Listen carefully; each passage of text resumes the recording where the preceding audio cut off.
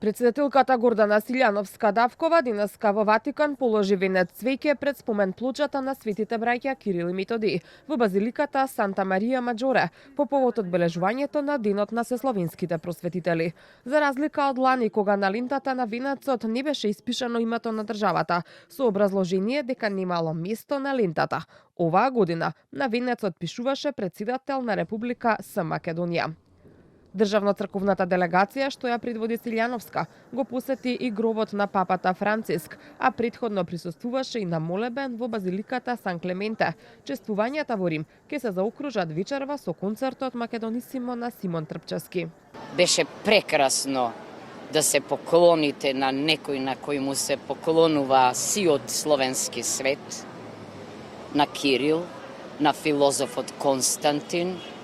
Тоа е место што зрачи со духовност, силно е и инспиративно е да прочитате на македонски јазик покрај на другите словенски јазици, дека му оддаваат почит на духовниот сесловенски татко, без кој веројатно ние и тешко би се просветиле. Го честитам 24 мај, денот на сесловенските просветители, светите браќа Кирил и Методи, кои што се всушност темелот на нашата писменост, на нашата култура, на нашата традиција. Таа нивна мисија се уште не е завршена, таа нивна визија ќе треба да ја продолжиме се посилно и посилно, за да си го потврдуваме се почесто нашиот идентитет, нашиот преубав јазик, нашата култура и традиција. По повод 24 мај, денот на сесловенските просветители Свети Кирил и Методи,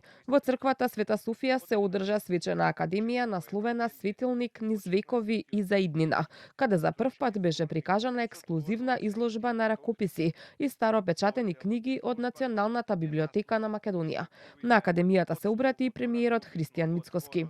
Овие двајца браќа, благородни по срце и ум, ни го оставија најголемиот подарок – писмото, словото, гласот на нашиот идентитет. Словото Божје треба да биде разбрано од сите народи во нивниот мајчин јазик, велеа светите браќа. Таа борба за право на свој глас, право на своја духовност, е основата на нашата вековна борба за самостојност, идентитет и национално достоинство. По повод празникот честитки упати целиот државно-политички врв.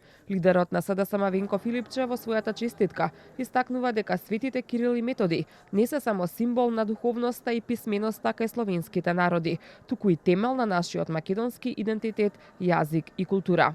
Нивното дело е вкоренето во националната и културната историја на нашата држава. Нивната мисија не била само образовна, туку била и визија за еднаквост, за почитување на различноста и за напредок преку образование и знаење.